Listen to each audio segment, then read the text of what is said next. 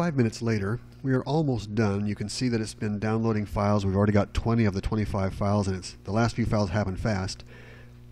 Wow, after all those files get downloaded, it says applying changes. It needs to go through and use the files that it's downloaded. Some of them are simply replacing old files. Others need to be even compiled or merged into the kernel somehow.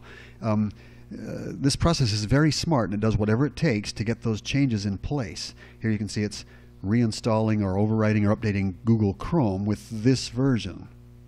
One by one, it'll get them all done. I'm going to let it complete while we're watching it, so you can kind of get a feel for the general appearance of this. This is what it looks like normally. If anything goes wrong, it'll display a prominent and clear message that'll tell you something's wrong. Otherwise, you might either see no messages at all, that's what I'm seeing now, or it might give us a status message, just kind of say, here's what I did. But if you don't see something that says error, then you don't need to worry. Now, once in a while, something will go wrong. It might have a file that's missing. Maybe the repository was not up to date, or you lost connection with your repository or something. When that happens, you just use your judgment about how to proceed. And in general, if you get an indication you don't have all the pieces, it's best to tell it not to proceed and not to do the update and try again later. But when things are routine like you see now, and you've got all the pieces that came with no obvious complaints or error messages, you just let it apply them. And then anywhere from 1 to 10 minutes after it starts applying these changes, they'll all be done. Changes that have to be compiled into the kernel take longer.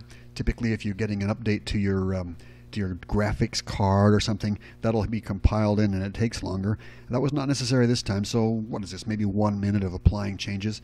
And now it's looked at all my software, and I've got a list here again of the software available in the repository. The ones that have a dark box here are the ones I've actually installed.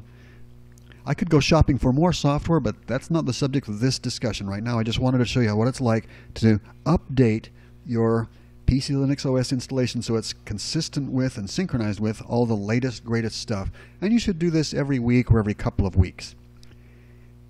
When you're finished, you can get out of Synaptic by doing File, Quit, or you could click this X up here in the usual manner, just like you would on a Windows system. I want to go File, Quit. We're back to our desktop, and that is how we do that.